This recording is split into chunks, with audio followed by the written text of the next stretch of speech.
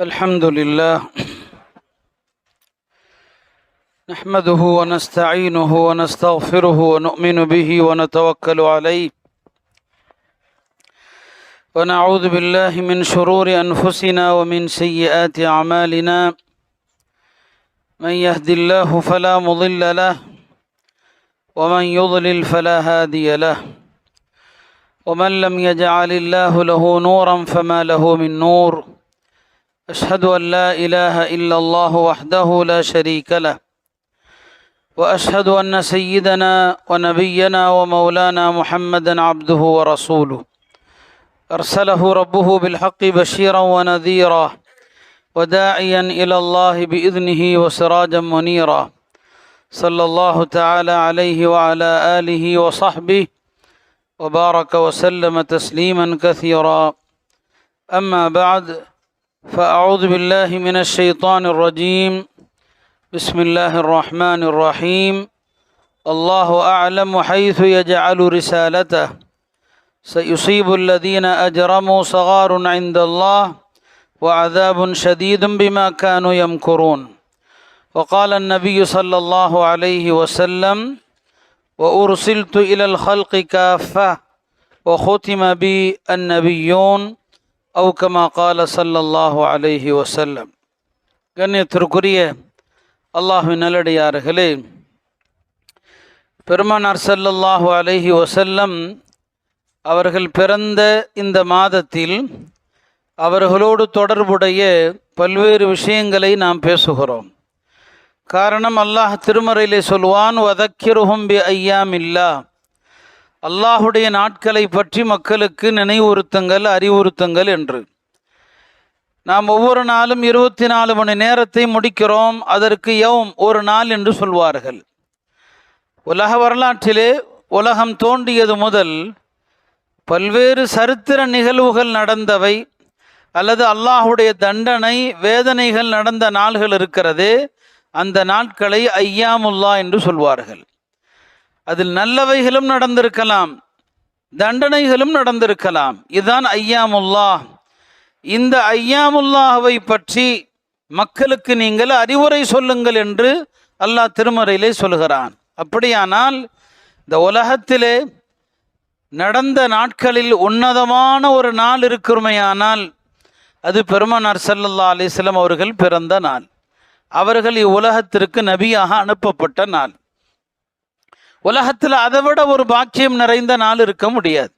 ஹஜ்ரத் இமாம் புகாரி ரஹிமஹுல்லா அவர்கள், நாம் சுருக்கமாக அவர்களுடைய ஹதீஸ் தொகுப்பை சஹீஹுல் புகாரின்னு சொல்கிறோம். ஆனால் அவர்கள் வைத்த முழு பெயர் என்னன்னு சொன்னால் அல் ஜாமிஉல் முஸ்னத் அஸ் சஹீஹ் அல் முஹ்தஸர் மின் சுனனி ரசூலில்லாஹி ஸல்லல்லாஹு அலைஹி வஸல்லம் வ உமூரிஹி வ ஐயாமிஹி. இதான் இமாம் புகாரி அவர்கள் தன்னுடைய ஹதீஸ் தொகுப்புக்கு வைத்த பெயர். அதில் என்ன சொல்கிறாங்க, இந்த ஹதீஸ் தொகுப்பானது பெருமானார் ஸல்லல்லாஹு அலைஹி வஸல்லம் அவர்களுடைய வழிமுறைகளையும் அவர்களது கட்டளைகளையும் அவர்களது வாழ்ந்த நாட்களையும் தொகுக்கப்பட்ட தொகுப்புன்னு சொல்கிறாங்க. அப்போ நபி ஸல்லல்லாஹு அலைஹி வஸல்லம் அவர்கள் இப்பூவுலகில் வாழ்ந்த நாட்கள் இருக்கிறது, அது புனிதமான நாட்கள். அந்த அடிப்படையில் தான் இந்த மாதத்திலே நாம் அவர்களை பற்றி பேசுகிறோம். இது ஒன்றும் மார்க்க எதிரான ஒரு விஷயம் அல்ல. இதை குறை கூறுவதற்கு ஒன்றுமே இல்லை. சொல்லப்போனால் இப்லீஸ் இருக்கிறானே, 4 முறை தான் அவன் மிக கடுமையாக அலறினான். இப்லீஸ் அலறிய தருணங்கள் 4 தருணங்கள். ஒன்று, அல்லாஹ் அவனை சபித்த போது அலறினான். அவனை வானலோகத்திலிருந்து விரட்டிய போது அலறினான். சூரத்துல் ஃபாத்திஹா அருளப்பட்ட போது ஷைத்தான் கத்தனான். அல்ஹம்துலில்லாஹி ரப்பில் ஆலமீன் ஓதுறமில்லே அப்போது. 4வது, பெருமானார் பிறந்த போது கத்தினான். பெருமானார் ஸல்லல்லாஹு அலைஹி வஸல்லம் அவர்கள் பிறந்த போதும் அலறினான். இப்போது அவனுடைய வாரிசுகள் அலறுகிறார்கள். ஆக ரசூல் ஸல்லல்லாஹு அலைஹி வஸல்லம் அவர்கள் பிறந்த மாதத்தில் அவர்களுடைய வாழ்க்கையின் பல்வேறு விஷயங்களை இந்த உம்மத்திற்கு எடுத்து சொல்வது என்பது அறிஞர்களுடைய கடமை. மௌலித் என்று சொன்னால் நபி ஸல்லல்லாஹு அலைஹி வஸல்லமுடைய வாழ்க்கையை பேசுவது, அதான் மௌலித். எல்லா காலத்திலேயும் அறிஞர் பெருமக்கள் பெருமானார் ஸல்லல்லாஹு அலைஹி வஸல்லமுடைய வாழ்க்கையை சிறு நூலாக சிறு தொகுப்பாக எழுதுவாங்க. ரபியுல் அவ்வல் மாதத்தில் பெருமானார் ஸல்லல்லாஹு அலைஹி வஸல்லம் வாழ்க்கையை படிப்பாங்க, மக்கள் எல்லாருக்கும் முன்னால் படிப்பாங்க. அந்த மஜ்லிஸில் பெரிய பெரிய அறிஞர்கள் எல்லாம் வருவாங்க. உலமாக்கள் பெரிய பெரிய நூல்கள் எழுதினவங்களெல்லாம் அவங்க வாழ்க்கையில் ஒரு லட்சியம் இருக்கும், நபி ஸல்லல்லாஹு அலைஹி வஸல்லம் அவர்களது வாழ்க்கையை குறித்த ஒரு சிறு தொகுப்பாவது எழுத வேண்டும். வேறு எத்தனை நூல்கள் எழுதியிருந்தாலும் சரி, நபி ஸல்லல்லாஹு அலைஹி வஸல்லம் அவங்கள பற்றி ஒரு சிறு தொகுப்பு எழுதணும். மௌலானா அபுல் ஹசன் அலி நத்வி என்று வட இந்தியாவிலே ஒரு பெரிய அறிஞர் பெருமகனார் இருந்தாங்க. அவங்களும் பெருமானார் ஸல்லல்லாஹு அலைஹி வஸல்லமுடைய அந்த வம்சாவளியிலே வந்தவங்க. அபுல் ஹசன் அலி நத்வி அல் ஹசனின்னு சொல்லுவாங்க. அவங்க நிறைய கித்தாபுகள் எழுதியிருக்கிறாங்க. அரபு மக்கள் அவங்களுடைய கித்தாபுகளை தலைக்கு மேலே வைத்து போட்டுருவாங்க. அவங்க தன்னுடைய சுயசரிதில் எழுதுகிறாங்க, ஒரே ஒரு குறை இருந்துச்சு, நான் எதையோ இன்னும் நிறைவு செய்யாமல் இருக்கிறேனே என்று. அந்த குறை என்னன்னா, நபி ஸல்லல்லாஹு அலைஹி வஸல்லமுடைய வாழ்க்கை வரலாறு குறித்து, அது அரபியில் உருதுல சீரத்துன்னு சொல்லுவாங்க, எழுதலையேன்னு ஒரு குறை. கடைசியில் அதை பற்றியும் ஒரு அழகான நூல் எழுதினாங்க, ரஹமத்துல் லில் ஆலமீன் என்று.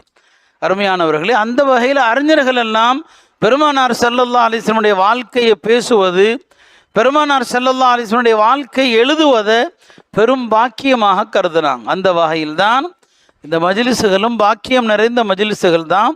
ஏன்னா யாரை பற்றி பேசுகிறோம்? நபி ஸல்லல்லாஹு அலைஹி வஸல்லம் அவங்கள பற்றி பேசுகிறோம். இமாம் சுஃபியானு ஸௌரி சொல்லுவாங்க, பிதிக்ரி ஸாலிஹீன தன்சிலுர் ரஹ்மா, நல்லோர்களை பற்றி பேசுகிற இடத்தில் அல்லாஹ்வுடைய அருள் இறங்குகிறது அப்படின்னு சொல்லுவாங்க. நல்லோர்களுக்கெல்லாம் தலைவரான ரஹமத்துல் லில் ஆலமீனான பெருமானார் ஸல்லல்லாஹு அலைஹி வஸல்லம் அவர்களை பற்றி பேசப்படுகிற இடத்தில் அல்லாஹ்வுடைய அருள் இறங்காமல் போய்விடுமா என்ன? எனவே அருமையானவர்களே, அந்த அடிப்படையில் இந்த 12 நாட்களும் பெருமானார் ஸல்லல்லாஹு அலைஹி வஸல்லம் அவர்களது வாழ்விலே நடந்த பல்வேறு அழகான விஷயங்களை, ஏன்னா அவங்களுடைய வாழ்க்கையே அழகானது தான், அவங்களுடைய வாழ்க்கையின் எல்லா செய்தியும் சொல்லப்பட வேண்டியது தான். எனவே தான் சொன்னாங்க, ஹத்திசு அன்னி ஒலவ் ஆயா, என்னை பற்றிய சிறிய தகவலானாலும் அதை நீங்கள் மக்களுக்கு எடுத்து சொல்லலாம். உலகத்தில் எந்த மனிதனுக்கும் இதை சொல்கிற தைரியம் இல்லை, என்னை பற்றி எதை வேணாலும் நீங்கள் சொல்லலாம் என்று. எல்லா மனிதர்களுக்கும் ஒரு அகம் இருக்கும், ஒரு புறம் இருக்கும். சிலதை வெளிப்படுதலை நம்ம விரும்ப மாட்டோம் இல்லையா? நாம் எல்லாம் குறையுள்ளவர்கள். அல்லாஹுடைய தூதருடைய வெளிப்படையும் அந்தரங்கமும் தூய்மையானது தான். அவங்க வாழ்க்கையில் நீங்கள் எதை சொன்னாலும் அதில் படிப்புன இருக்குது. எனவே தான் அவங்க உஸ்வத்துன் ஹசனா, அழகான முன்மாதிரி அவர்கள். அந்த வகையிலே அருமையானவர்களே, பெருமானார் ஸல்லல்லாஹு அலைஹி வஸல்லம் அவங்கள பற்றி அல்லாஹ் குர்ஆனில் எவ்வளோ இடங்களில் பேசுகிறான். உலமாக்கள் சொன்னாங்க, திருமறையை 3 பிரிச்சிங்கன்னு சொன்னால், குர்ஆனை 3 பிரிச்சிங்கன்னா 3ல் ஒரு பாகம் பெருமானாரை பற்றி தான் அல்லாஹ் பேசுகிறான். ரசூல் ஸல்லல்லாஹு அலைஹி வஸல்லம் அவங்கள பற்றி தான் அல்லாஹ் பேசுகிறான். பெருமானார் ஸல்லல்லாஹு அலைஹி வஸல்லம் அவர்களுடைய உறுப்புகளை பற்றி அல்லாஹ் பேசுகிறான்.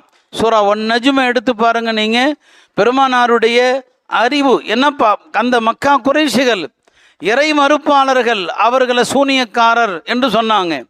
அல்லாஹ் சொன்னா, மா வல்ல சாஹிபுக்கும் மா கவா, உங்களுடைய தோழர் உங்களுடைய வாழ்ந்தாங்களே அவர்கள் அறிவு மாறியவர்கள் அல்ல, அவர்கள் வழி தவறியவர்கள் அல்ல, அவங்களுடைய அறிவை அல்லாஹ் போற்றி பேசுகிறான். பெருமானார் ஸல்லல்லாஹு அலைஹி வஸல்லமுடைய பார்வை அல்லாஹ் சொல்றான், மாஸாகல் பஸர், அவர்கள் எதை பார்க்க வேண்டுமோ அதை பார்ப்பதிலே அவர்கள் தடுமாறவில்லை என்று அவங்களுடைய பார்வை அல்லாஹ் சொல்றான். பெருமானாருடைய இதயத்தை அல்லாஹ் தூய்மைப்படுத்துறான். மா கதபல் ஃபுஆது மா ரஆ, ரசூல் ஸல்லல்லாஹு அலைஹி வஸல்லம் அவங்க எதை கண்டார்களோ அந்த கண்ட விஷயத்தில் அவருடைய உள்ளம் பொய்யுரைக்கவில்லை என்று அல்லாஹ் சொல்றான். பெருமானாருடைய இதயத்தை அல்லாஹ் பேசுகிறான், அலம் நஷ்ரஹ் லக சத்ரக், உங்களுடைய இதயத்தை நாம் விரிவுபடுத்தவில்லையா என்று. எனவே எந்த திருத்தூதரை பற்றி அல்லாஹ் திருமறையில் இவ்வளவு விரிவாக பேசுகிறானோ அந்த திருத்தூதரை பற்றி நாம் எப்படி பேசாமல் இருக்க முடியும்?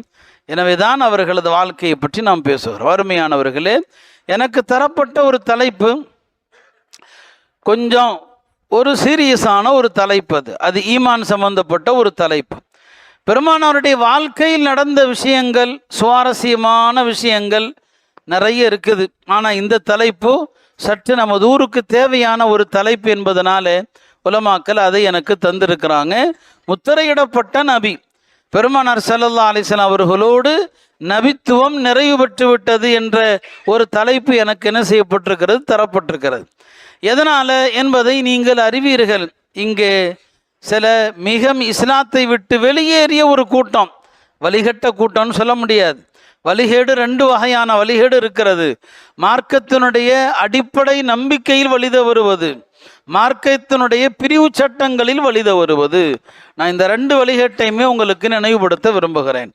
2 விதமான வழிகேடு. மார்க்கத்தினுடைய அடிப்படையில் வழிகேடு ஏற்பட்டுச்சுன்னு சொன்னால் இஸ்லாத்தை விட்டே அவர் வெளியே போயிடுவார். அந்த வகையில் அருமையானவர்களே, பெருமானார் ஸல்லல்லாஹு அலைஹி வஸல்லம் அவர்களோடு நபித்துவம் நிறைவு பெற்று விட்டது என்பதற்கு ஆதாரங்கள் என்பது 1 அல்ல 2 அல்ல. ஆதாரம் எதற்கு போய் சொல்ல முடியும்? இது இரவுனா இரவு தான் இல்லையா? இதை பகலுன்னு யார் சொன்னாலும் நம்ப மாட்டோம். இரவு என்பதற்கு ஆதாரம் தேவையில்லை, பகல் என்பதற்கு ஆதாரம் தேவையில்லை இல்லையா? அதை போய் எவனாவது மாற்றி பேசினா அவனை என்ன சொல்லுவோம்? நம்முடைய ஹஜரத் அவர்கள் சொன்னது போல, ஒரு தெருவில் போகிற ஒருத்தனா நாட்டின் ஜனாதிபதினு சொன்னால் எப்படி பார்ப்போம்? நபி ஸல்லல்லாஹு அலைஹி வஸல்லம் நபித்துவமும் அவ்வாறு தான். பெருமானார் ஸல்லல்லாஹு அலைஹி வஸல்லம் அவர்களுடைய இறுதி நபித்துவத்திற்கான ஆதாரங்கள் என்பது பகலின் வெளிச்சத்தை போல தெளிவானது, எண்ணிலடங்காத ஆதாரம். உலமாக்கள் அதையெல்லாம் தனி நூல்களாக எழுதியிருக்கிறாங்க. நபி ஸல்லல்லாஹு அலைஹி வஸல்லம் அவங்க இறுதி நபி என்பதற்கான திருமறையிலிருந்து ஹதீஸுகளிலிருந்து ஆதாரங்கள். அருமையானவர்களே, முதல்ல நபித்துவம்னா என்ன என்பதை நாம் தெரியணும் இல்லையா? நபித்துவம் என்பது உலகத்தில் அதற்கு ஈடு இகரான ஒரு அந்தஸ்து கிடையாது. உலகத்தில் மனிதன் வேறு எந்த ஒரு அந்தஸ்தையும் தன்னுடைய அமல்களை கொண்டு தன்னுடைய முயற்சியை கொண்டு அடையலாம். ஆனால் முயற்சியால் அடைய முடியாதது நபித்துவம் மட்டும்தான். அல்லாஹு ஆலம் ஹைசு யஜஅலு ரிசாலத்தஹு. நபித்துவத்தை யாருக்கு கொடுப்பது என்பது அல்லாஹ் ஒருத்தனுக்கு தான் தெரியும். நபித்துவத்தை மனிதர்கள் ஆசைப்படக்கூடியவர்களுக்கெல்லாம் அல்லாஹ் கொடுத்துட மாட்டான். நபி ஸல்லல்லாஹு அலைஹி வஸல்லம் அவர்கள் இந்த உலகத்தில் பிறப்பதற்கு முன்னால் அரபுகள் யாருமே முஹம்மது என்று பேர் வச்சது கிடையாது. ஆனால் பெருமானார் ஸல்லல்லாஹு அலைஹி வஸல்லம் பிறக்கிறதுக்கு முன்னால் ஷாமுக்கு சிரியாவுக்கு போன அரபு வியாபாரிகள் கடைசி நபி ஒருத்தவங்க வர போகிறாங்க, அவங்க பேர் முஹம்மதுன்னு சொன்ன உடனே சில அரபுகள் தங்களுடைய பிள்ளைகளுக்கு முஹம்மதுன்னு பேர் வச்சாங்க. ஏன்னா ஒருவேளை அந்த கடைசி நபி இவராக இருக்கட்டுமேன்னு சொல்லி. ஆனால் மனிதர்கள் ஆசைப்படக்கூது கொண்டு நபித்துவம் கிடைக்கிறது இல்லை. அல்லாஹ் நாடக்கூடியவர்களுக்கு தரக்கூடிய ஒன்று தான் நபித்துவம். சரிங்களா? அல்லாஹ்வோடு உடனான ஒரு நேரடி தொடர்பு தான் நபித்துவம். ஒரு மனுஷன் எதில் வேணாலும் பொய் சொல்லலாம், ஆனால் நபித்துவத்தில் எனக்கு வஹி வருதுன்னு பொய் சொல்றதற்கு பாருங்க, அவனை விட அநியாயக்காரன் யாரும் இல்லை. அல்லாஹ் திருமறையில் சொல்லுவான், ஒமன் அظلم ممن افترى على الله كذبا او قال اوحي الي ولم يوحى اليه شيء. அல்லாஹ் மீது பொய்யை இட்டு கட்டுபவனை விட அநியாயக்காரன் யார் இருக்க முடியும்? ஒமன் قال اوحي الي, எவன் ஒருவன் சொல்வானோ எனக்கும் வஹி வருகிறது, வலம் யூஹ இலைஹி ஷை, அவனுக்கு எந்த வகையும் அருளப்படலை, எனக்கும் வகை வருகிறது என்று சொல்லுகிறானே, அவனை விட அநியாயக்காரன் யார் இருக்க முடியும்? அருமையானவர்களே, நம்ம சகோதரர்கள் கொஞ்சம் விளங்கணும். இந்த காதியானிகளை நம்ம ரொம்ப லேசாக பார்க்குறோம். மற்ற காஃபிர்கள் மாதிரி எங்க யூதர்கள் இல்லையா, கிறிஸ்தவர்கள் இல்லையா, இந்துக்கள்லாம் இல்லையா, அவங்களோட நம்ம பேசுறது இல்லை என்ன, அவங்களோட ஒன்றா உட்காந்து டீ குடிக்கிறது இல்லையா, அந்த மாதிரி நாம் இவர்களை சரி அவன் காஃபிராக இருந்தால் தான் என்னங்க, பழகிறதுல என்ன தப்பு என்று இந்த காதியானிகளை கொஞ்சம் போகிற போக்கில் எடுத்துக்கொள்கிற ஒரு சகஜ நிலை நம்ம ஊரில் சில பேர்கிட்ட பார்க்குறோம். அருமையானவர்களே, அப்படி அல்ல. அவர்களெல்லாம் கூட அறியாமையினால் ஒரு இறை மறுப்பில் இருக்கிற சகோதரர்கள். அவங்க அறியாமை தான், ஆனால் அவங்க அல்லாவுக்கோ அல்லாவுடைய தீனுக்கோ எதிராக ஏதாவது செய்யக்கூடியவர்களா இல்லை. இவன் அல்லாஹ் மீது இட்டு கட்டுறான், அல்லாஹ் மீது பொய் சொல்கிறான், இல்லாத வகை தனக்கு வருவதாக சொல்கிறான். வகையின் மாண்பை அறிந்தவர்கள் யாரும் இந்த ஆபத்தை லேசாக எடுக்க மாட்டாங்க. வஹி என்ன? அல்லாஹ் நபிமார்களுக்கு வஹி எத்தனை விதங்களில் கொடுக்கலாம்? வஹி பெருமானார் ஸல்லல்லாஹு அலைஹி வஸல்லம் அவர்களுக்கு 6 விதங்களில் வந்தது. சில அறிஞர்கள் கருத்துப்படி பெருமானார் ஸல்லல்லாஹு அலைஹி வஸல்லம் அவர்களுக்கு வஹி என்பது 7 விதமாகவும் வரலாம். முதலாவது என்ன? அல்லாஹ் கனவுகள் மூலமாகவும் ரசூல் ஸல்லல்லாஹு அலைஹி வஸல்லம் அவர்களுக்கு அவன் நாடிய சட்டங்கள், அவன் நாடிய விஷயங்களை அல்லாஹ் சொல்லுவான் கனவுகள் மூலமாக. நபிமார்களுடைய கனவுகளும் உண்மைதான், அதுவும் வஹி தான். நாம் அதுக்குள்ளே போனோம்னா அது ஒரு தனி தலைப்பாயிடும் கனவுகள் மூலமாக. இரண்டாவது என்ன? அல்லாஹ் பெருமானார் ஸல்லல்லாஹு அலைஹி வஸல்லம் உடைய உள்ளத்தில் சில செய்திகளை போடுவான். உள்ளத்தில் சில செய்திகள், எதை அல்லாஹ் மக்களுக்கு எத்தி வைக்கணும்னு நினைக்கிறானோ அது பெருமானார் ஸல்லல்லாஹு அலைஹி வஸல்லம் உள்ளத்தில் போடப்படும். சில ஹதீஸுகளில் ரசூல் ஸல்லல்லாஹு அலைஹி வஸல்லம் அவங்க சொல்லுவாங்க, நுஃபிஸ ஃபீ ரூஇ, என்னுடைய உள்ளத்தில் போடப்பட்டது அப்படின்னு சொல்லுவாங்க. மூன்றாவது, பெருமானார் ஸல்லல்லாஹு அலைஹி வஸல்லம் அவர்களுக்கு வஹி என்பது ஒரு ஓசை போல வரும். மிஸ்லு சல்சலத்தில் ஜரஸ், ஒரு ஓசை மாதிரி வரும். சொல்லுவாங்க, வஹி வரக்கூடிய முறைகளில் எனக்கு ரொம்ப கடினமான முறை இந்த முறை தான். நபி ஸல்லல்லாஹு அலைஹி வஸல்லம் அவங்களுக்கு இந்த ஒரு மணி ஓசை மாதிரி ஒரு சத்தத்தில் வஹி வரும். அந்த மாதிரி வஹி வரும்போது அவர்களுடைய உடல் பாரமாயிடும், உடல் அப்படியே கனமாயிடும். பெருமானார் ஸல்லல்லாஹு அலைஹி வஸல்லம் அவங்களுக்கு கடுமையான குளிர் காலத்தில் கூட வெயில் காலத்தில் வியர்த்து கொட்டுவதை விட வியர்த்து கொட்டும். அந்த காட்சியை பல சஹாபாக்கள் கண்டிருக்கிறாங்க, அனுபவிச்சிருக்கிறாங்க.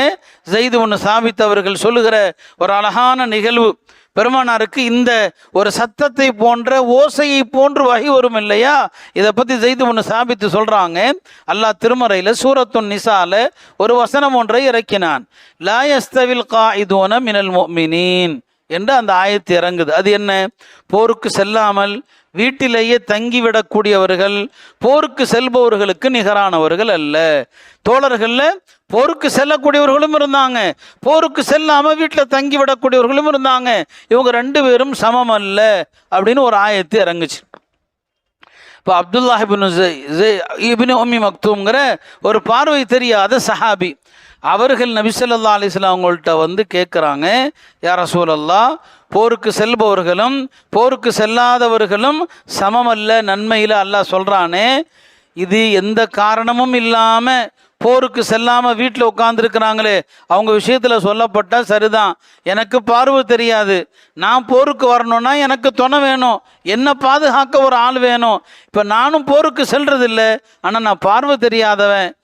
அப்போ என்னையும் அல்லாஹ் அப்படி சொல்லிட்டானே, இவர்களும் அவர்களும் சமம் இல்லைன்னு சொல்லி நபி ஸல்லல்லாஹு அலைஹி வஸல்லம் அவங்க அவருக்கு பதில் சொல்லல. அதுக்கிடையில் பெருமானார் ஸல்லல்லாஹு அலைஹி வஸல்லம் அவங்க ஸைத் இப்னு சாபித் என்ற சஹாபியுடைய மடியில் அப்படி தலை வச்சு படுத்திருக்கிறாங்க.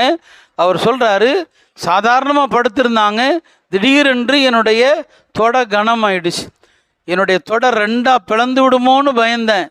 தெரிஞ்சு போச்சு பெருமானாருக்கு வஹி வந்து கொண்டிருக்கிறது. நபி ஸல்லல்லாஹு அலைஹி வஸல்லம் வஹி வருது. வஹி வந்து முடிந்ததும் பெருமானார் எழுந்து எங்கே இப்னு உம்மி மக்தூம்னு கேட்டான். இப்னு உம்மி மக்தூம் அங்கே தான் இருக்கிறார். சொன்னாங்க, அல்லாஹ் உம்முடைய கோரிக்கையை ஏற்றுக்கிட்டான். ஒரே ஒரு வார்த்தை அல்லாஹ் சேர்த்துக்கிட்டான், லா யஸ்தவில் காயிதூன மினல் முஃமினீன் கைரு உலித் ضرரி. யாருக்கு எந்த விதமான காரணமும் இல்லாமல் வீட்டில் உட்கார்ந்துருக்கிறாங்களோ அப்படின்னு ஒரு வார்த்தையை அல்லாஹ் சேர்த்துக்கிட்டான். இந்த ஒரு வார்த்தைக்காக வானத்திலிருந்து பூமிக்கு என்னங்க வஹி வருது. அப்போ என்னங்க ஸைது சொல்கிறாங்க, என் தொடையை ரெண்டாக பொழந்துரும் போல் இருக்குதுன்னு சொல்லி. நபி ஸல்லல்லாஹு அலைஹி வஸல்லம் சில நேரங்களில் அவங்களுடைய கஸ்வாங்கிற ஒட்டகத்தில் இருப்பாங்க, வஹி வந்துருச்சுன்னா அந்த ஒட்டகம் அப்படியே தாங்காது, அப்படியே உட்காந்துரும். வஹியுடைய புனிதம் அப்படிப்பட்டது, சாதாரணமானதில்லை, இப்படியும் வஹி வரும். நாலாவது என்ன? வஹி ஜிப்ரீல் அலைஹிஸ்ஸலாம் மூலமாக வரும். ஜிப்ரீல் அலைஹிஸ்ஸலாம் மூலமாக வருவது ரொம்ப ரொம்ப ரொம்ப அதிகம். அப்படியும் பெருமானார் ஸல்லல்லாஹு அலைஹி வஸல்லம் அவங்களுக்கு வஹி வரும். ஜிப்ரீல் அலைஹிஸ்ஸலாம் பல நேரங்களில் அவர்கள் மனிதர்களுடைய தோற்றத்தில் வருவாங்க. அதிகமாக வர்றது யாருன்னா சஹாபாக்கள்ல திஹ்யத்துல் கல்பின்னு ஒரு சஹாபி இருந்தாங்க, ரொம்ப அழகாக இருப்பாங்க. அவருடைய தோற்றத்தில் தான் யார் வருவாங்க? ஜிப்ரீல் அலைஹிஸ்ஸலாம் வருவாங்க. பல நேரங்களில் அவர் வந்துட்டு போன பிறகு தான் தெரியும் வந்தது ஜிப்ரீல் அலைஹிஸ்ஸலாம் என்று நபி ஸல்லல்லாஹு அலைஹி வஸல்லம் சொல்லுவாங்க. ரசூல் ஸல்லல்லாஹு அலைஹி வஸல்லம் அவங்களுக்கு முன்னால் ஜிப்ரீல் அலைஹிஸ்ஸலாம் அவருடைய இயற்கையான தோற்றத்தில் வந்திருக்கிறாங்க. ஜிப்ரீல் அலைஹிஸ்ஸலாமுடைய இயற்கையான தோற்றம் என்ன? அவருக்கு 600 ரெக்கைகள். ஒரு ரெக்கையை விரிச்சாருன்னு சொன்னால் இந்த அகிலத்தையே அடைத்து கொள்ளும், அந்த மாதிரி பிரம்மாண்டமான தோற்றம். அந்த மாதிரி நபி ஸல்லல்லாஹு அலைஹி வஸல்லம் 2 தடவை பார்த்துருக்குறாங்க ஜிப்ரீல் அலைஹிஸ்ஸலாம் அவருடைய அசல் தோற்றத்தில். அப்படியும் வஹி வரும். அதே போல் நபி ஸல்லல்லாஹு அலைஹி வஸல்லம் அவங்களுக்கு வஹி வரக்கூடிய மற்றொரு முறை என்ன? அல்லாஹ்வே பெருமானாரிடத்தில் பேசுவான். அல்லாஹ் நேரடியாக பெருமானாரிடத்தில் பேசுவான். அப்படி பேசுவது பெருமானாருக்கு 2 விதத்தில் நடந்தது. ஒன்று, அவர்கள் மேராஜுடைய பயணம் சென்ற போது அல்லாஹ்விடத்தில் பேசினாங்க. இன்னொன்று, பெருமானார் ஸல்லல்லாஹு அலைஹி வஸல்லம் அவங்களுக்கு சில நேரங்களில் கனவில் அல்லாஹ் வருவான், அது கனவாகவும் இருக்காது, நினைவாகவும் இருக்காது. இரண்டுக்கும் இடைப்பட்ட நிலை. அல்லாஹ் வந்து பெருமானாரிடம் பேசுவான். ஹஜ்ரத் முஆது இப்னு ஜபல், இப்னு அப்பாஸ், இன்னும் பல சஹாபாக்கள் அறிவிக்கிற ஒரு ஹதீஸ்.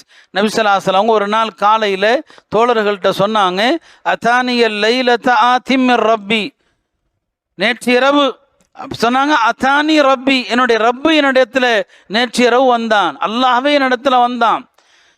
வந்து அல்லாஹ் என்னிடத்துல கேட்டான், முஹம்மது ஸல்லல்லாஹு அலைஹி வஸல்லம் அவர்களே, உங்களுக்கு தெரியுமா, ஃபீம யக்தஸிமுல் மலஉல் அலா, மேலான இந்த வானவர்கள் தங்களிடையே ஒரு விஷயமாக விவாதித்து கொண்டிருக்கிறாங்க, அவங்க எதை பற்றி விவாதிக்கிறாங்கன்னு உங்களுக்கு தெரியுமான்னு கேட்குறாங்க.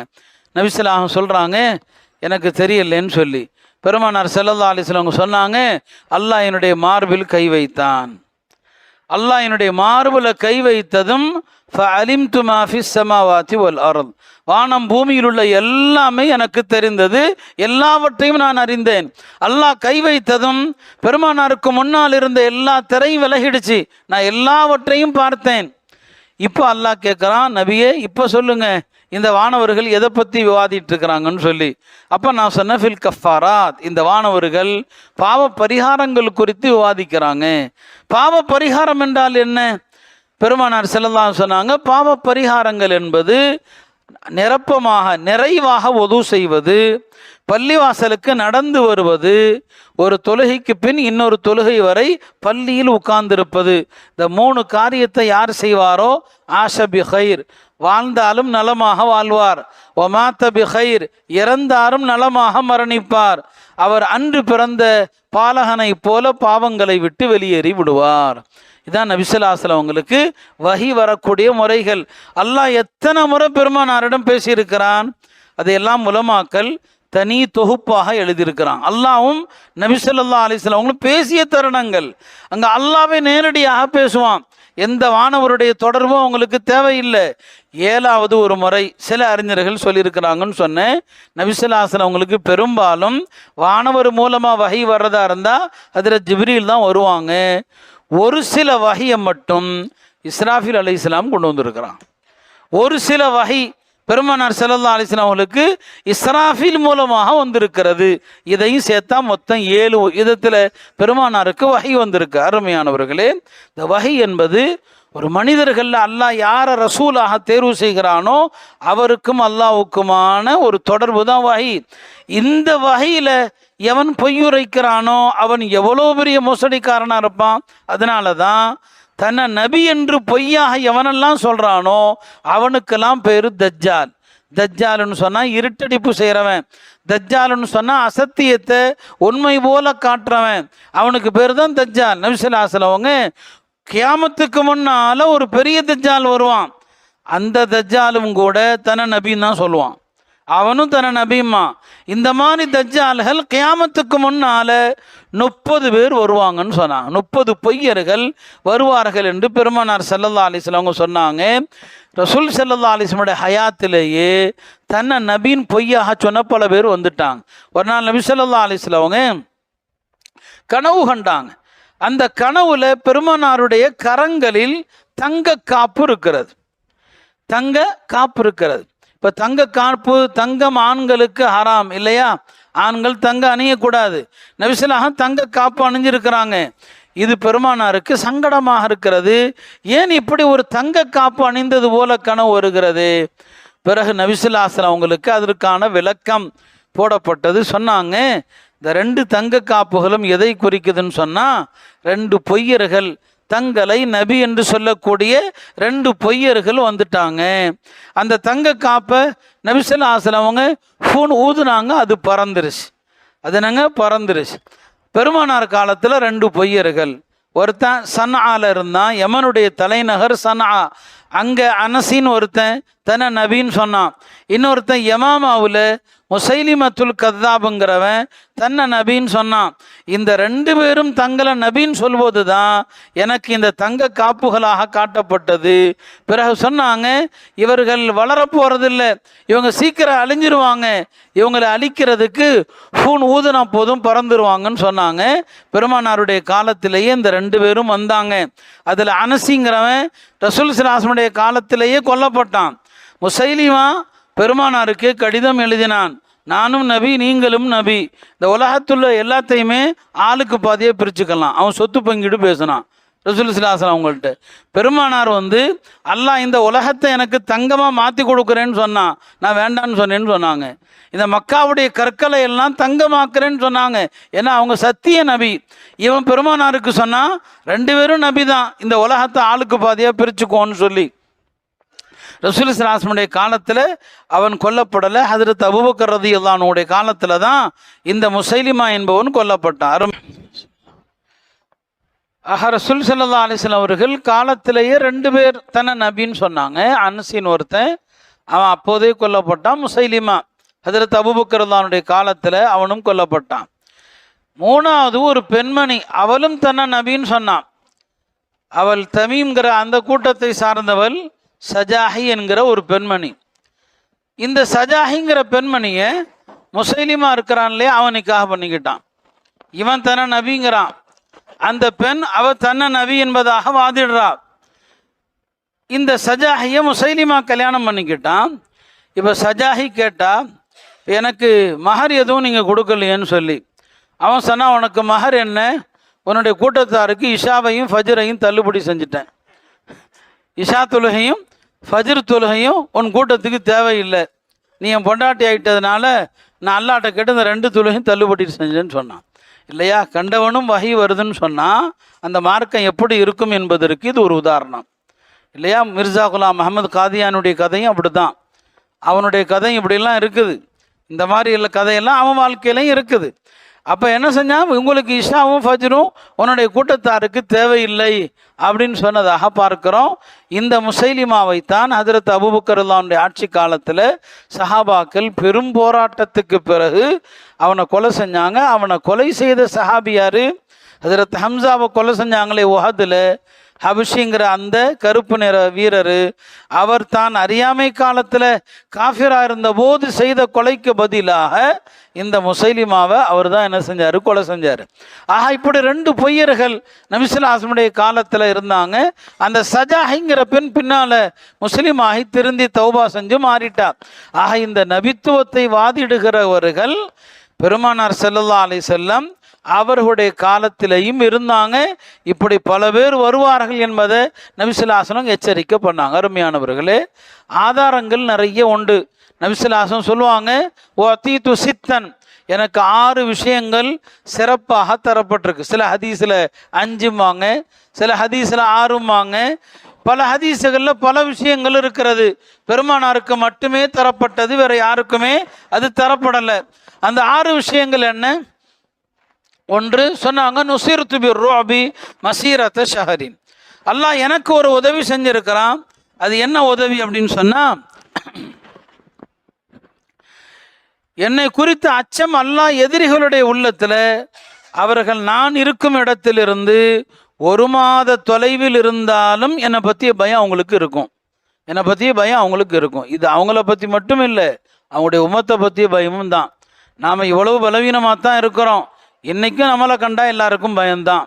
அந்த பயம் இருக்கணும். அல்லாஹ் அப்படி வச்சிருக்கிறான். நுசிர்து பிர்ருஅபி, என்னை பற்றி அச்சத்தை கொண்டு நான் உதவி செய்யப்பட்டிருக்கிறேன் என்று சொன்னாங்க. 2வது சொன்னாங்க, ஜுஇலத் லியல் அர்து மஸ்ஜிதன் வ தஹூரா, இந்த பூமி முழுவதுமே எனக்கு தொழுமிடம். நாம் எங்கே போனாலும் தொழுக நேரம் வந்தால் தொழுதரலாம். யூத கிறிஸ்தவர்களுக்கு அவர்களது ஆலயங்களுக்கு போய் தான் தொழ முடியும். அவங்களுக்கென்று கட்டப்பட்ட ஆலயங்களுக்கு போனால் தொழலாம். நம்ம பயணத்தில் இருக்கிறோம், வழியில் தொழுக நேரம் வருது, பள்ளிவாசல் இருக்குதா இல்லையான்னு தெரியல, இடம் சுத்தமாக இருந்தால் அங்கேயே தொழுதரலாம். இந்த பூமி முழுவதும் எனக்கு தொழுமிடம். ஒ தஹூரான், இந்த பூமி முழுவதுமே எனக்கு சுத்தம் செய்யக்கூடியதாக ஆக்கப்பட்டிருக்கு. தண்ணி இல்லைன்னா தைமம் செஞ்சுக்கலாம். மேலும் சொன்னாங்க, ஒஹில்லத் லியல் கனாயிம், அல்லாஹ் எனக்கு போர் செல்வங்களை அல்லாஹ் எனக்கு அனுமதி அளிச்சிருக்கிறான். ஒலம் தஹில்லி அஹதின் கபலி, முந்தைய நபிமார்கள் யாருக்கும் போர் செல்வங்கள் அனுமதி இல்லை. எதிரிகளோடு போரில் வென்றாங்கன்னு சொன்னால் எதிரிகள் விட்டு சென்ற அந்த எல்லா பொருளையும் ஒரு மலை மீது வைக்கணும். அல்லாஹ் அவங்கள ஏற்றுக்கொண்டதற்கு அடையாளம் வானத்திலிருந்து ஒரு நெருப்பு வந்து சாப்பிடும், இல்லையா அப்படியே விடப்படும். இதான் அவங்களுக்கு அல்லாஹ் எனக்கு போர் செல்வத்தை அனுமதி அளித்திருக்கிறான்னு சொன்னான். இறுதியாக சொன்னாங்க, ஒக்கான நபியு யுபஅஸு இலா கௌமிஹி ஹாஸத்தன் வபுஇஸு இலன் நாஸி ஆம்மத்தன். எல்லா நபிமார்களும் அவரவர் சமுதாயத்திற்கு மட்டும்தான் நபியா அனுப்பப்பட்டாங்க, நான் முழு மனித குலத்திற்கும் அனுப்பப்பட்டிருக்கிறேன். ஆறாவதா சொன்னாங்க, ஒஹுதிம பி அன் நபியோன், என்னை கொண்டு நபிமார்கள் முத்திரையிடப்பட்டு விட்டார்கள். அப்போ நபித்துவம் என்னை கொண்டு முத்திரையிடப்பட்டுடுச்சுன்னு சொன்னாங்க. பெருமானார் ஸல்லல்லாஹு அலைஹி வஸல்லம் அவர்கள் இறுதி நபி என்பதற்கு அடையாளமாகத்தான் அல்லாஹ் நபி ஸல்லல்லாஹு அலைஹி வஸல்லம் முதுகில் 2 தோள்களுக்கு நடுவில் ஒரு நபித்துவ முத்திரை, அதை ஹத்மே நபுவத்துன்னு சொல்லுவோம். அது எப்படி இருந்தது? அதை பார்த்த சஹாபாக்கள் பல பேர் இருக்கிறாங்க. பெருமானார் ஸல்லல்லாஹு அலைஹி வஸல்லம் நபித்துவ முத்திரை அவங்களுடைய 2 தோள்களுக்கு மத்தியில் இருந்துச்சு. சில ஹதீஸுகளில் அது புறா முட்டை போல இருந்ததுன்னு வருது. அதை சுற்றி சில அழகான முடிகள் இருந்ததா வருது. பல பேர் அதை பார்க்கறதுக்கு ஏங்கினாங்க. அதில் சல்மான் ஃபாரிசி ரதியல்லாஹு அவர்கள் அந்த நபித்துவ முத்திரையை பார்த்த தோழர்களில் ஒருவர். நிறைய சஹாபாக்கள் அதை பார்த்து முத்தமிட வேண்டும் என்று ஆசைப்பட்டாங்க. இது அல்லாஹ்வால் அவங்க இறுதி நபி என்பதற்கான முத்திரையிடப்பட்ட ஒரு விஷயம். ஒரு பொருள் முத்திரையிடப்பட்டுடுச்சுன்னு சொன்னால் முடிஞ்சிருச்சுன்னு அர்த்தம், எல்லாம் ஃபினிஷ் ஆகிடுச்சுன்னு அர்த்தம். நாளை மஹ்ஷர் மைதானத்தில் அல்லாஹ் விசாரணை ஆரம்பிக்கணுமே என்று எல்லா நபிமார்கள்ட்டையும் போவாங்க மக்கள். நூஹ் அலைஹிஸ்ஸலாமிலிருந்து ஈசா அலைஹிஸ்ஸலாம் வரைக்கும் எல்லா நபிமார்களுமே எங்களுக்கு அந்த வாய்ப்பு தரப்படலை, நாங்கள் அல்லாஹ்ட்ட பேச முடியாதுன்றுவாங்க. ஈசா அலைஹிஸ்ஸலாம் தான் சொல்லுவாங்க, எதுக்குப்பா எல்லா நபிமார்கள்ட்டையும் போயிட்டு வர்றீங்க? எல்லா நபிமார்கள்ட்டையும் நீங்கள் போனாலும் வேஸ்ட்டு தான். இதற்கென்று இல்லை ஒரே நபி யாரு? முத்திரையிடப்பட்ட முஹம்மது ஸல்லல்லாஹு அலைஹி வஸல்லம் அவர்கள். அவர்களை கொண்டு அல்லாஹ் நபித்துவத்தை முடிச்சிட்டான். நீங்கள் அல்லாஹ்ட்ட பேசணுன்னா எல்லாரும் அவங்கள்ட்ட போங்க. நபி ஸல்லல்லாஹு அலைஹி வஸல்லம் அவங்கள்ட்ட மக்கள் வரும்போது சொல்லுவாங்க, அனலஹா, நான் அல்லாஹ்விடம் பேசுவதற்குரிய அந்த தகுதி அல்லாஹ் எனக்கு தான் தந்திருக்கிறான்னு சொல்லுவாங்க. எனவே அருமையானவர்களே, பெருமானார் ஸல்லல்லாஹு அலைஹி வஸல்லம் அவர்களுடைய இந்த நபித்துவ முத்திரையே அவர்கள் இறுதி நபி என்பதற்கு ஆதாரம்தான். நம்ம குர்ஆனில் ஹதீஸில் இருந்து ஆதாரங்கள் சொல்லுவதற்குரிய அவசியம் இல்லை. ஒரு சில விஷயங்களை மட்டும் நான் சொல்கிறேன். ஒரு பெருமானார் ஸல்லல்லாஹு அலைஹி வஸல்லம் அவங்களோட நபித்துவம் முடிந்து விட்டது என்பதை நம்ம அறிவுபூர்வமாக சிந்திச்சா கூட 4 விஷயங்கள் இருக்குது. இந்த 4மே நமக்கு உணர்த்துவது என்ன? நபித்துவம் முடிஞ்சிருச்சுன்னு சொல்லி. முதலாவது விஷயம் என்ன?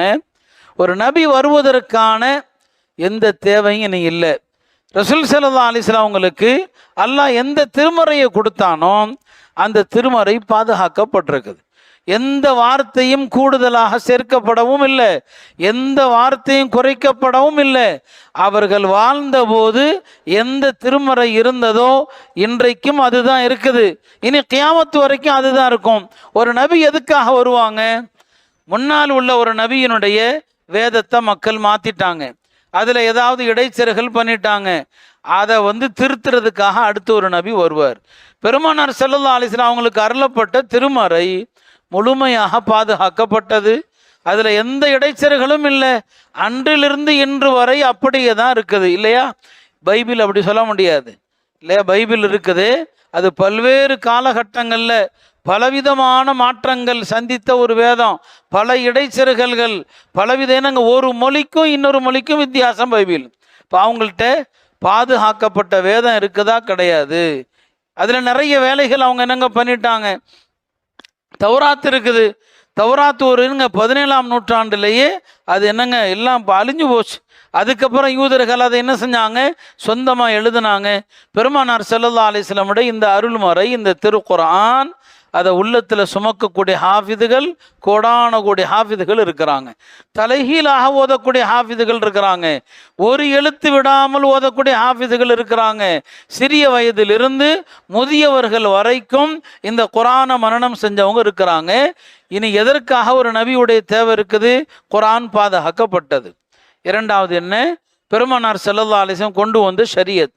அந்த ஷரியத்து முஸ்லிம்களால் இன்றைக்கும் பின்பற்றப்படுது. நாம் தொழக்கூடிய இந்த தொழுகையாக இருக்கட்டும், எப்படி நபி ஸல்லல்லாஹு தொழுதாங்களோ அப்படி தான் நாம் தொழுகிறோம்.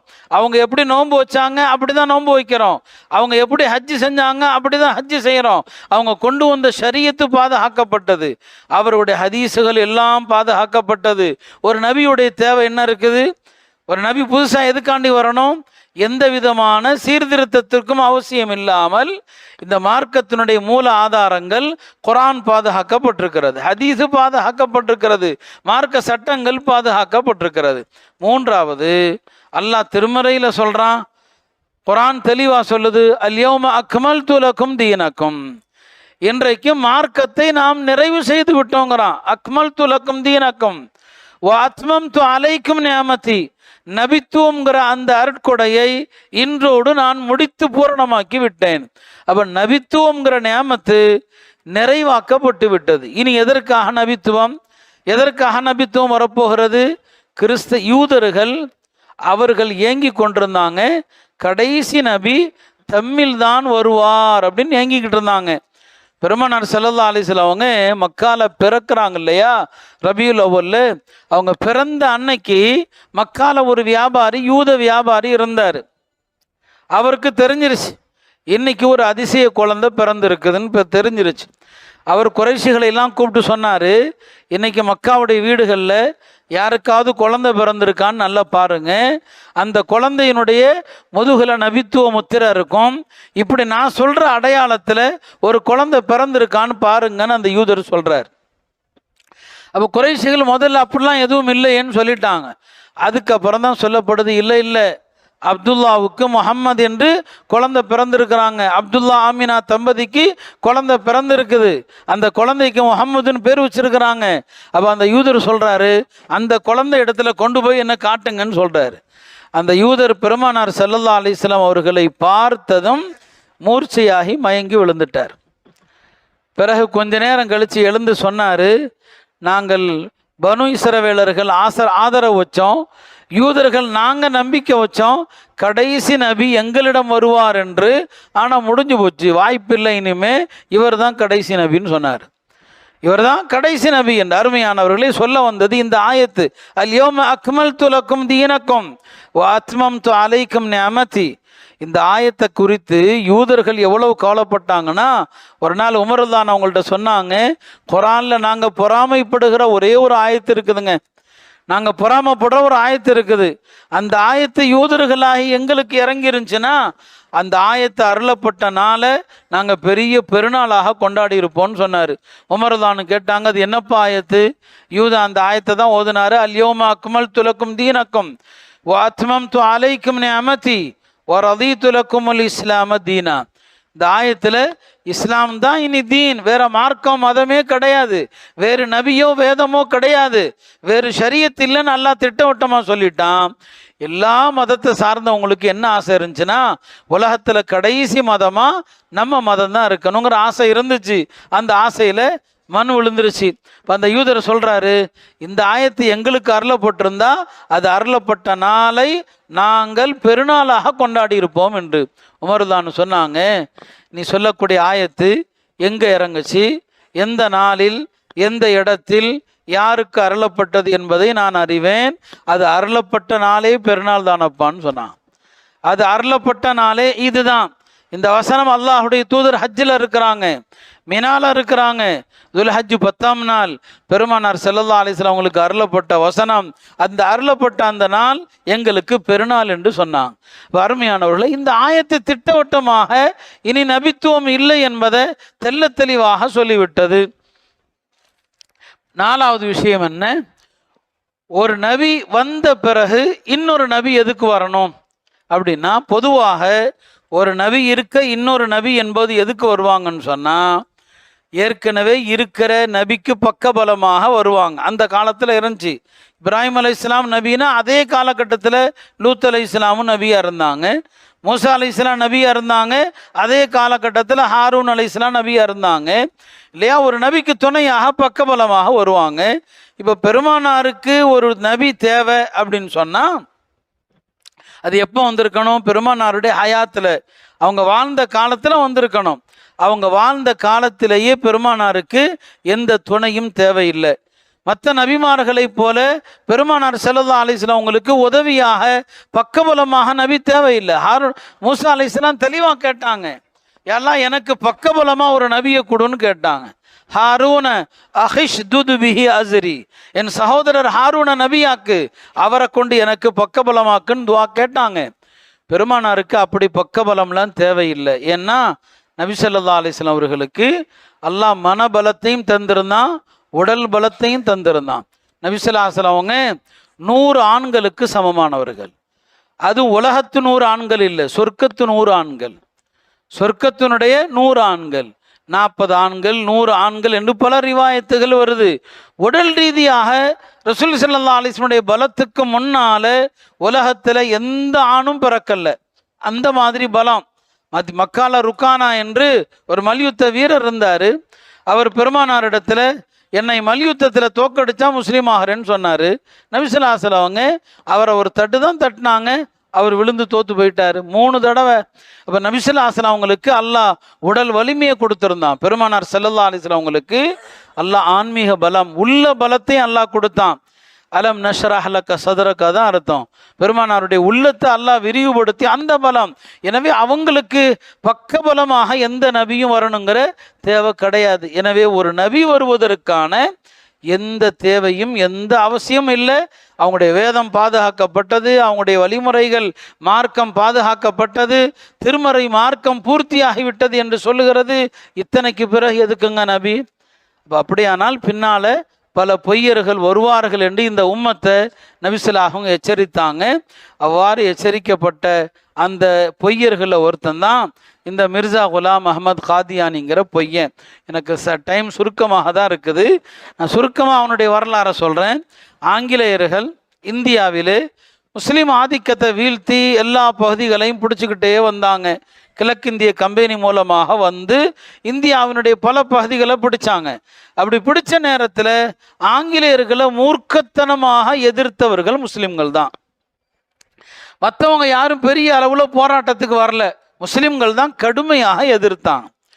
இப்போ இந்த ஆங்கிலேயர்கள் லண்டனில் ஒன்று கூடி முஸ்லீம்களுடைய வேகத்தை குறைக்கணும், இவங்க தான் நம்மளை இந்தியாவில் ஆள விடாமல் தடுக்கிறாங்க, நமக்கு எதிராக மக்களை தூண்டுறாங்க, இவர்களுடைய போராட்டத்தை நாம் வேற பக்கம் திரும்புகிறோம்னு சொல்லும்போது அப்போ அங்கிருந்தவர்கள் சொன்னாங்க, முஸ்லீம்கள் வந்து போராட்டத்தை கைவிடவே மாட்டாங்க. ஏன்னா அவங்களுடைய நபி அவங்க உண்மைக்கு என்னங்க யாரும் யாருக்கும் அடிமையாக இருக்கக்கூடாது, அவங்க அடிமைத்தனத்தை ஏற்றுக்க மாட்டாங்க, அவங்க போராட்டத்தில் தான் இருப்பாங்க அப்படின்னு சொல்லும்போது தான் அப்போ அவங்க நபி சொன்னால் கேட்குறாங்க. அப்படி தானே? அவங்களுடைய நபி தான் சொன்னாங்க யாருக்கும் அடிமையாக இருக்கக்கூடாது, அல்லாஹ் ஒருவனை தவிர யாருக்கும் அடிமையாக இருக்கக்கூடாது. அந்த நபியின் வார்த்தையை கேட்டு தான் முஸ்லீம்கள் நம்மோடு போராடுறாங்கன்னா அவங்கள அந்த பாயிண்ட்லேயே அடிப்போம், அவர்களிலிருந்து ஒருத்தனை நபி ஆக்கிடுவோன்னு சொன்னான். அவங்களிருந்து ஒரு ஆளை நபியாக ஆக்கிடுவோம். இப்போ அதுக்கு பொருத்தமான ஒரு ஆளாக தான் இந்த மிர்சா குலாம் அஹமது அவனை தேர்ந்தெடுத்தாங்க. அவன் ஆங்கிலேயருடைய கைக்கூலியாக இருந்தான், ஆங்கிலேயர்கள்ட்ட வேலை செஞ்சான். அதற்கான ஆதாரங்கள் எல்லாம் ஏராளமாக அவனுடைய வாழ்க்கை முழுக்க இருக்கிறது. அதெல்லாம் 1 இல்லை 2 இல்லை, ஆங்கிலேயர்களுக்கு தான் அடிபணிஞ்சான். அவனை கொஞ்சம் கொஞ்சமாக, நான் எடுத்ததுமே நபின்னு சொல்லக்கூடாது இல்லையா, படிப்படியாக ஒரு நபின்னு சொல்வதற்குரிய எல்லா ஆயத்தங்களையும் கொஞ்சம் கொஞ்சமாக ஆரம்பிக்கிறான். முதல்ல தனக்கு சில மறைவான செய்திகள் வருதுங்கிறான், வார்த்தைகளை கொஞ்சம் ஜாலமாக பயன்படுத்துகிறான். அப்படியே தன்னுடைய அந்தஸ்த மக்களுக்கு மத்தியில் உயர்த்திக்கிட்டே இருக்கிறான். எடுத்ததும் அவன் தன்னை நபின்னு சொல்லலை. ஒரு நாள் ஜும்மாவுக்கு மிர்சா குலாம் அஹமத் காதியானி பள்ளிக்கு என்ன செய்கிறான், வர்றான். உள்ளே வர்ற நேரத்தில் ஒரு ஆள் கொஞ்சம் சத்தம் போட்டு பேசிகிட்டு இருந்தார். மிர்சா குலாம் அஹமத் காதியானி கூட இருந்த ஒருத்தன் சொல்கிறான், யா ஐயுஹல்லதீன ஆமனு லா தர்ஃபவு அஸ்வாத்தக்கும் ஃபௌக சௌத்தின் நபி, ஈமான் கொண்டவர்களே உங்களுடைய சத்தத்தை நபியின் சத்தத்துக்கு மேல் உயர்த்தாதீர்கள். யார் வரும்போது சொல்கிறான், மிர்சா குலாம் அஹமத் காதியானி வரும்போது கூட இருக்கிறவன் சொல்கிறான், இவன் சொல்ல வைக்கிறான். இப்போ எடுத்துதான் அவன் தன்னை நபின்னு சொல்லலை, ஒவ்வொரு வாதமாகத்தான் மிர்சா குலாம் அஹமது தன்னை பற்றி சொல்லிட்டு வந்தான். முதல்ல நான் ஒரு முஜத்தித், நான் வந்து மக்களை சீர்திருத்த வந்தேன்னு சொன்னான். அப்புறம் தன்னை ஈசான்னு சொன்னான். அப்புறம் தன்னை நபின்னு சொன்னான். ஒரு கட்டத்தில் நான் முஹம்மதுன்னு சொன்னான். நான் ரசூல் ஸல்லல்லாஹு அலைஹி வஸல்லம் அவங்களுடைய இன்னொரு பிறப்புன்னு சொன்னான். என்னையும் முஹம்மது ஸல்லல்லாஹு அலைஹி வஸல்லம் அவர்களையும் யார் பிரித்து பார்க்கிறார்களோ அவன் காஃபிருன்னு சொன்னான். நம்ம அவனை காஃபிருங்கிறோம், அவன் நம்மளை முஸ்லீமாக ஏற்றுக்கிறது கிடையாது. நம்மளை அவன் முஸ்லீமாக ஏற்றுக்கிறது இல்லை. நீங்கள் நினைக்கிறீங்க அவனும் அஷ்ஹது அன்ன முஹம்மது ரசூலுல்லாஹ் தானே சொல்கிறான், அவன் நாடுற முகமது மிர்சா குலாம் முகமது காதியானி. நம்மளும் சொல்கிறான் அஷ்ஹது அன்ன முஹம்மது ரசூலுல்லாஹ் என்று, அவனும் அதைத்தானங்க சொல்கிறான். நம்மில் சில பேர் ஏமாளிகளாக கேட்குறாங்க. அவர்கள் சொல்லக்கூடிய கலிமாவில் அவர்கள் நாடுகிற முஹம்மது என்பது மிர்சா குலாம் முகமது காதியானி. இதெல்லாம் அவன் தன்னுடைய நூல்களில் மிக தெளிவாகவே எழுதியிருக்கிறான். ஆக இப்படி ஆங்கிலேயர்களால் உருவாக்கப்பட்ட ஒரு மகா பொய்யன்தான் இந்த மிர்சா குலாம் அஹமது காதியானி. அவன் சொன்ன நிறைய விஷயங்கள் பொய்த்து போனது. நான் ஒரு சம்பவத்தை சொல்லி அடுத்து சில விஷயங்களை சொல்லி நிறைவு செய்கிறேன். மிர்சா குலாம் அஹமது காதியானி ஒரு பொண்ணை கல்யாணம் பண்ணணும்னு ஆசைப்பட்டான். அவனுடைய மாமா பொண்ணை கல்யாணம் பண்ணணும்னு ஆசைப்பட்டான். ஆனால் அவர் தரமாட்டேன்னு சொல்லிட்டாரு. அவர் ஒரு நல்ல முஸ்லீமாக இருந்தார். இவனுக்கு அவர் பொண்ணு தரமாட்டேன்னு சொல்லிட்டார். அப்போ இவன் 3 பேரை சபிச்சான். அது என்ன? இந்த பெண்ணை யார் கல்யாணம் பண்ணினாலும் அவன் 2.5 வருஷத்தில் செத்து போயிடுவான்னு சொன்னான். இந்த பெண்ணுடைய தகப்பனார் இருக்கிறாரு, அவர் 3 வருஷத்தில் செத்து போயிடுவாருன்னு சொன்னான். 3வது இந்த பொம்பளை அவள் உலகத்தில் வாழும் காலம் எல்லாம் துன்பத்தோடு வாழ்ந்து தான் செத்து போவான்னு சொன்னான். இல்லையா? ஒரு நபின்னு சொன்னால் அந்த நபி சொல்கிறது எல்லாமே நடக்கணும். ஆனால் இவன் இந்த 3 பேருக்கு முன்னாலே முதல்ல செத்து போனது அவன் தான். யார்? மிர்சா குலாம் அஹமது காதியானி தான். இவனுக்கு பிறகு அவருடைய அந்த பெண்ணுடைய தகப்பனார் இருக்கிறாரு, அவர் 40 வருஷம் உலகத்தில் இருந்தார். அந்த அம்மா 58 வருஷம் இருந்தாங்க. அவருடைய கணவரோடு இருந்தாங்க. எல்லா பாக்கியங்களோடையும் வாழ்ந்தாங்க. இப்படி அவனுடைய பொய்யான சாபங்கள் என்று ஏகப்பட்ட விஷயங்கள் இருக்கிறது.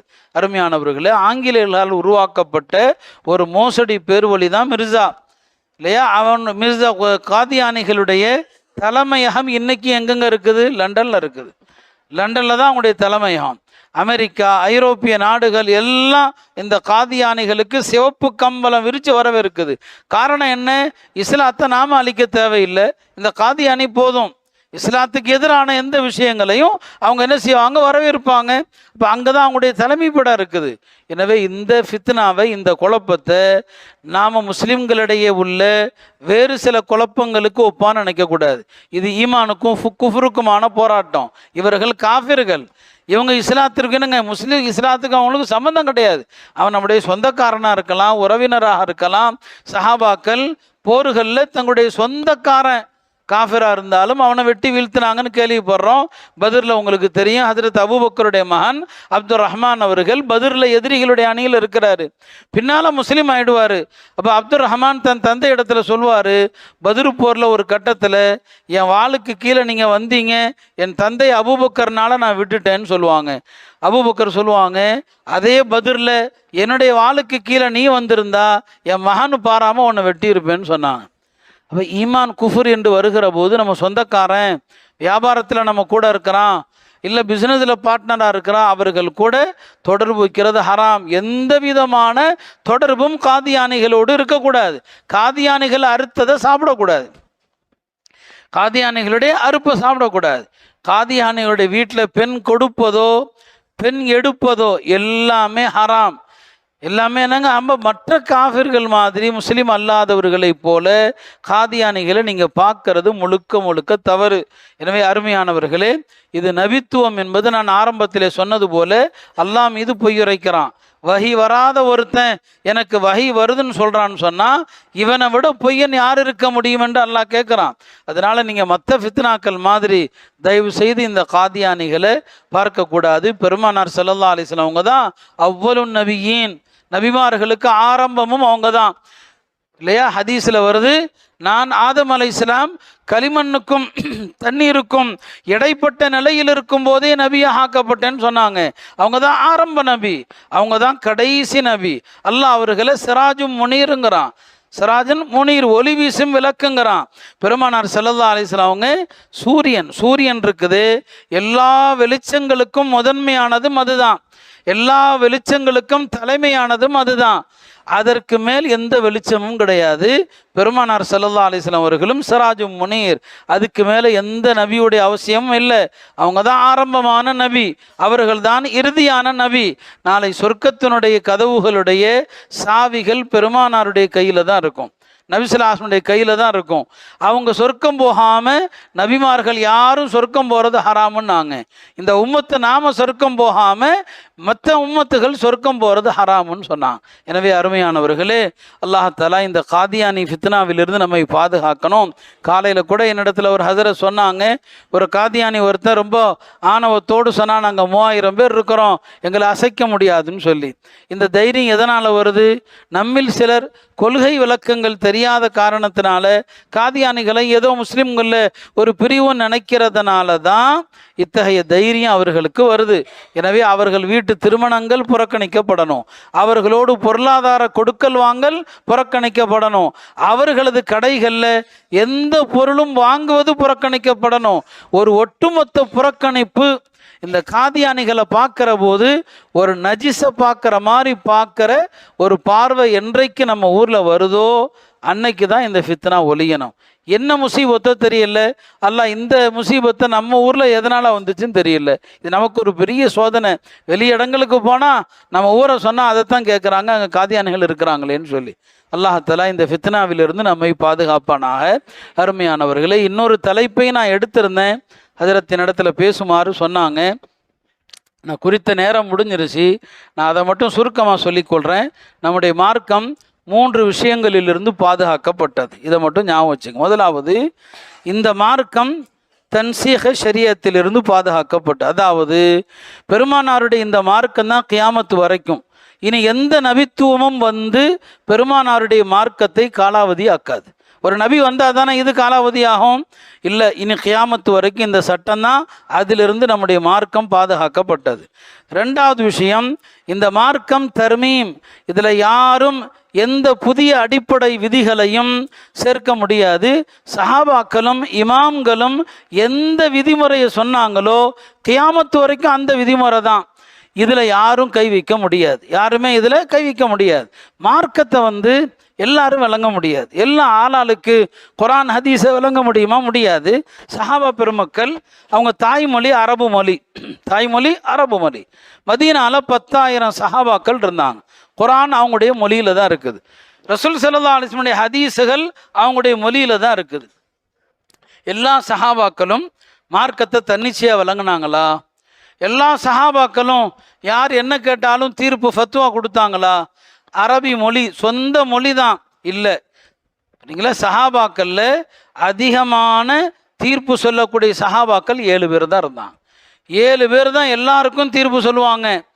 ஹஜரத் உமர் ரலியல்லாஹு அவர்கள் ஒருவர், ஹஜரத் அலி ஞாபகம் வச்சுங்க 2வது நபர், இப்னு மஸ்ஊத் 3வது நபர், ஸைத் இப்னு சாபித் 4வது நபர், இப்னு அப்பாஸ் 5, இப்னு உமர் 6, 7வது 7 பேர்த்தில் ஒரே ஒரு பெண்மணி ஹஜரத் ஆயிஷா ரலியல்லாஹு அன்ஹா.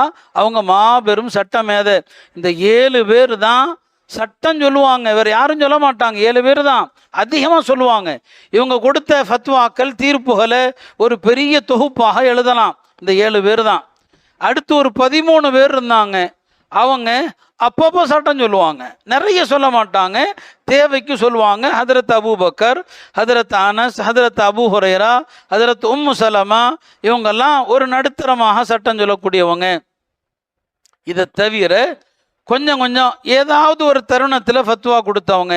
மொத்தமே பார்த்தீங்கன்னா சஹாபாக்களில் ஃபத்வா கொடுத்த தோழர்கள் மொத்தம் 144 பேர். அப்போ 10,000 பேரில் மற்றவங்கெல்லாம் எங்கெங்கே போனாங்க? மற்றவங்க எங்கே மார்க்கம் எல்லாருமே சொல்ல முடியாது, மார்க்கம் எல்லாரும் சொல்ல முடியாது. நான் அடிக்கடி சொல்லுவேன், ஹதீஸை அறிவது வேறு, ஹதீஸை விளங்குவது வேறு. இன்னைக்கு உள்ளவன் என்ன நினச்சிக்கிட்டான்? ஹதீஸை அறிஞ்சவன்லாம் ஹதீஸை விளங்குனவன் நினச்சிக்கிட்டான். தமிழாக்கத்தை பார்த்துட்டு ஹதீஸை படிக்கிறவன்லாம் ஹதீஸை விளங்குறவன். அப்படி கிடையாது. பெருமானார் ஸல்லல்லாஹு அலைஹி வஸல்லம் அவங்களே தெளிவாக பிரிச்சுட்டாங்க. என்னிடமிருந்து ஹதீஸை யார் கேட்டாங்களோ அவர்களை விட யாருக்கு அவர் அந்த ஹதீஸை போய் சொல்லுவாரோ அவர் ரொம்ப விளங்குவாருன்னு சொன்னான். ஹதீஸை அறிவது வேற, ஹதீஸை விளங்குறது வேற. அந்த அடிப்படையில் நம்ம ஊரில் அந்த ஃபித்னாக்கள், ஏறுக்குமாறான விளக்கங்கள், பிறை விஷயத்தில் எவ்வளோ ஒரு தவறான நடைமுறையை நம்ம ஊரில் ஏற்படுத்தி வச்சுருக்கிறாங்க. அமாவாசை அன்னைக்கு நோன்பு வைக்கிறது, அமாவாசை அன்னைக்கு பெருநாள் கொண்டாடுறது. 1400 வருஷமாக பிறைக்கு யாரும் இப்படி விளக்கம் சொன்னது கிடையாது. விஞ்ஞான பெற, இந்த ஆய்வு பெற அப்படிங்கிறது 1400 வருஷமா இந்த விளக்கத்தை யாருமே சொல்லலை. என்னைக்கு பெற தெரியுதோ அன்று இரவே ரமதானுடைய இரவு தொழுகை ஆரம்பமாயிடும். அபூதாவுதுல தெளிவாக ஹதீஸ் இருக்கிறது. பிறை பார்த்ததா தகவல் வந்ததுமே சஹாபாக்கள் ரமதானுடைய தராவிஹ் தொழுகை தொழுதாங்கன்னு பார்க்குறோம். ஆனால் இன்னைக்கு ஒரு கூட்டம் பிற பார்த்த அன்னைக்கு தொழாது, அடுத்த நாள் தொழுகுது. ஈதுடைய ராத்திரியும் தராவிஹ் தொழுகிறாங்க. அப்போ மார்க்கத்தினுடைய அடிப்படைகளை தலகீழாக புரட்டக்கூடிய இந்த நிலை இருக்குது. இதுக்கு தான் தர்மீம்னு சொல்லுவாங்க. ஹஜ்ரத் உமர் ரலியல்லாஹு அவர்கள் தன்னுடைய ஆட்சியில் இருந்த எல்லாருக்குமே மார்க்கத்தினுடைய 4 அடிப்படைகளை சொன்னாங்க. இது நம்முடைய ஃபுகஹாக்கள் உருவாக்கியதில்லை.